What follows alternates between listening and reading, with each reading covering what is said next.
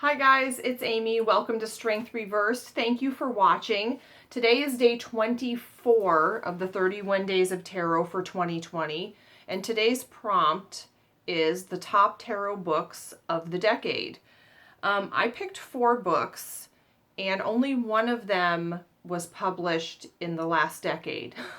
But they were my go-to books, and they have been for years. And so these are my personal top books for this decade.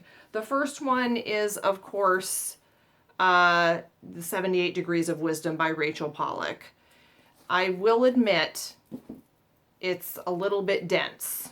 Okay, sometimes I find myself drifting off, not because it's boring, but because it is an overwhelming amount of information. I can only take it in small bites, but it's a masterpiece, right? It's all of the symbolism, and it's as far in depth as it gets. The next book is A Magical Course in Tarot by Michele Morgan. This came out, I believe, in 2002. It's just a really sweet book. And of course, the beginning has the usual intro, but I really like the way she speaks to the reader. It's pretty comprehensive, and then of course it has the glossary of meanings. These meanings are not, they're traditional, but she just has a very gentle outlook. And so if you're looking for something that is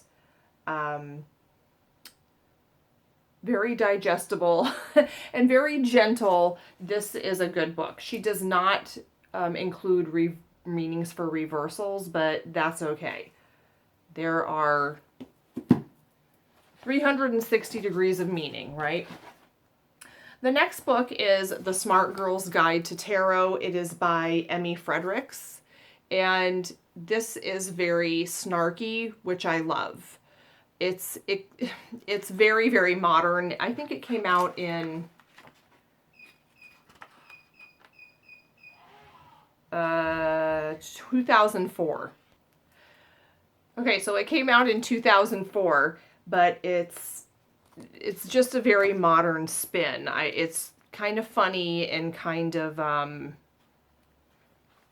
little bit bitchy. For example, the Knight of Pentacles, she calls it your mom's dream and your nightmare. This is exactly the guy your mother wants you to marry. He's so responsible, so steady, so mature, so boring. He is a bit boring. A solid hard worker, he'll probably never cheat on you. He'll always come through for you, unless of course you ask for excitement and spontaneity. And he doesn't take a hint. When you say, next week is just a really busy time for me, he says, okay, what about the week after? Part of his success in business is his persistence, and he's organized and kind to animals and boring. Anyway, Smart Girl's Guide to Tarot. It's good. I love something that throws a bit of humor in.